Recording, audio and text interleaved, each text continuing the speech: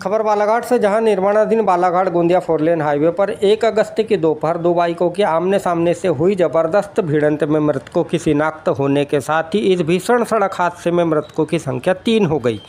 जिसमें 2 बचपन के दोस्त, जिसमें एक सुबीर सहगल बेंगलुरु कर्नाटक और ऋषि कुमार हांडा वेस्ट बंगाल निवासी, तो वहीं बालाघाट के खारा निवासी कुणाल वैद है। इधर घटना के बाद कर्नाटक और वेस्ट बंगाल से मृतकों के परिजन 2 अगस्त को बालाघाट पहुंचे, जहां उनके शव का पोस्टमार्टम कराकर पुलिस ने शव परिजनों को सौंप दिया है। बताया जा रहा है कि सुबीर और ऋषि कुमार बचपन के दोस्त हैं, जो मध्य प्रदेश के धार्मिक स्थलों में दर्शन के लिए बाइक से कुछ दिनों पूर्व निकले थे, जो 1 अगस्त को बालाघाट से रजेगांव गोंदिया होते हुए वापस लौट रहे थे।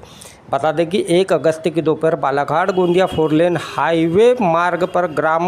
मंगोली में भीषण सड़क हादसा हुआ है, जिसमें उक्त घटना स्थल पर 2 की मौत हुई है, जबकि एक अन्य युवक की उपचार के दौरान मौत हो गई। इधर 4 लेन हाईवे पर हुए भीषण सड़क हादसे के बाद 2 अगस्त को बालाघाट कलेक्टर मृणाल मीणा ने घटनास्थल और 4 लेन का निरीक्षण किया। इस दौरान उन्होंने ग्रामीणों से चर्चा के साथ ही मीडिया से भी चर्चा की। समय से यहाँ पे एक्सीडेंट्स की भी समस्या आ रही थी और ये भी समस्या सामने आ रही थी कि रॉन्ग साइड पे लोगों को इसमें चल के जाना पड़ता है, जो लांजी तरफ से आते हैं और जो रजेगांव तरफ से अंदर से ट्रैफिक मूव करता है। तो उसमें जो सिचुएशन है वो इस प्रकार है कि अंडरपास की व्यवस्था एनएच के द्वारा दी गई है। आज गांव के सरपंच भी उपस्थित हैं, सभी के साथ में अंडरपास की भी व्यवस्था देखी गई और उसमें ये है कि अंडरपास की व्यवस्था इतनी दूर से या लंबी नहीं है कि उसका उपयोग करने में कोई कठिनाई हो। तो सबसे पहली चीज़ तो ये है कि अंडरपास को बहाल करने के लिए पुलिस और स्थानीय प्रशासन को यहाँ पे बोला गया है, एनएच को भी निर्देशित किया गया है कि अंडरपास की व्यवस्था बहाल करें। साथ में एक स्थानीय मांग यहाँ पे मीडियन कट की है, उसके संबंध में मेरी एनएच से बात हुई थी, तो उनकी टीम उस पर काम करने के लिए राज़ी हो गई है। लेकिन उसमें उनको ये देखना पड़ेगा कि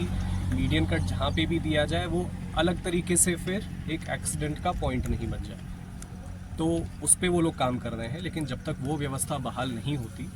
और टेक्निकली रूप से उसका कोई सोल्यूशन नहीं निकलता, जो वर्तमान सोल्यूशन है अंडरपास का, उसको बहाल करने के लिए कि रॉन्ग साइड में ऑपोजिट डायरेक्शन में ट्रैफिक मूव नहीं करे, क्योंकि अगर करेगा तो स्वाभाविक सी बात है कि एक्सीडेंट्स की यहाँ पे संभावना बढ़ती है। तो उसको बहाल करने के लिए बोला गया है। बीच में एक कनेक्टिंग रोड है जिसके संबंध में सुधार के लिए भी एनएच की टीम को बोला है कि उसका वो सुधार करेंगे, ताकि जो अंडरपास का उपयोग है, 2 तरफ से उसमें रास्ते आते हैं, एक चौकी की तरफ से और एक जिस रास्ते को अभी हम लोगों ने देखा है, तो दोनों ही